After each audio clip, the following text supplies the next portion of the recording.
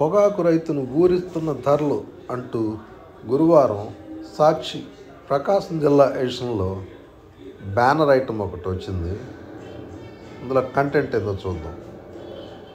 పొగాకు రైతుకు ఒకవైపు లాభాలు వస్తూ ఉంటే అదే రీతిలో సాగు ఖర్చులు కూడా భారీగా పెరుగుతూ వస్తున్నాయి. పొలం బ్యార్ని కౌలు ధరలు, కూలి రేట్లు రెట్టింపు అయ్యాయి. ఈ దఫా ప్రారంభం నుంచి మంచి ధరలు వస్తాయన్న ఆశతో ఎదురు చూస్తున్నారు. నాణ్యమైన పొగాకుకు మంచి ధరే వస్తుంది. అయితే దిగుబడిలో నాణ్యత తగ్గితే రైతు కష్టాలు తప్పవని మార్కెట్ వర్గాలు అంచనా వేస్తూ ఉన్నాయి. అయితే కర్ణాటక ధరలు రైతుల్లో ఆశలు రేకిస్తున్నాయి. ఈ నేపథ్యంలో ఈ నెల 10వ తేదీ నుంచి వేలం కేంద్రాలు ప్రారంభమవుతుండటంతో సర్వత్రా ఆసక్తి నెలకొంది. భారీగా పెరిగిన సాగు ఖర్చు, గత ఏడాది కంటే ఎక్కువ రేటు వస్తేనే లాభాలు, సరాసరి 300 ఇవ్వాలని రైతుల డిమాండ్. ఈ నెల 10వ తేదీ నుంచి ప్రారంభం కానున్న పొగాకు వేలం. పొగాకు రైతులు 30,000 మంది, బ్యార్నలు 24,000. సాగుకు బోర్డు అనుమతించిన విస్తీర్ణం 68,500 హెక్టార్లు, సాగు చేసింది 88,000 హెక్టార్లు. బోర్డు అనుమతి ఇచ్చిన పంట ఉత్పత్తి పరిమాణం 105.27 మిలియన్ కిలోలు. పంట ఉత్పత్తి అంచనా 162 మిలియన్ కిలోలు. సాక్షి ప్రతినిధి ఒంగోలు. పొగాకు బోర్డు ఒంగోలు రీజియన్ పరిధిలో నెల్లూరు, ప్రకాశం జిల్లాల్లో మొత్తం 11 వేలం కేంద్రాలున్నాయి.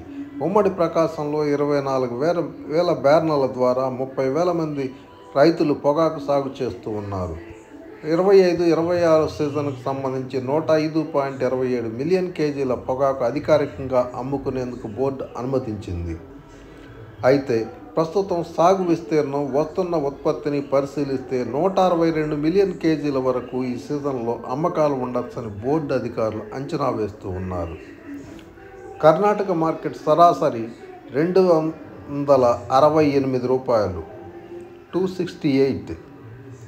ప్రస్తుతం కర్ణాటకలో జరుగుతున్న పొగాకు వేలంలో ధరలు ఆశాజనకంగానే ఉన్నాయని అక్కడ రైతులు అంటున్నారు. బ్రైట్ గ్రేడ్ కేజీ పొగాకు ధర రూ. 337 వరకు పలుకుతూ ఉంది. మొత్తం కేజీ పొగాకు సరాసరి ధర చూస్తే 268కి పైగా వచ్చింది. అయితే ఆంధ్రాలో పెరిగిన సాగు ఖర్చులను దృష్టిలో పెట్టుకొని ధర 300కు పెంచాల్సిన అవసరం ఉందని చెప్పి రైతులు కోరుతూ ఉన్నారు. గ్రేడింగ్లో జాగ్రత్తలు అవసరం. ఈ ఏడాది పొగాకు నాణ్యత ఆశాజనకంగా ఉండటం రైతులకు ఊరటనిచ్చే అంశంగా మారింది. మొత్తం ఉత్పత్తుల్లో 50% పైగా మొదటి రకం అంటే బ్రైట్ గ్రేడ్స్ వచ్చాయని బోర్డు అధికారులు చెబుతూ ఉన్నారు.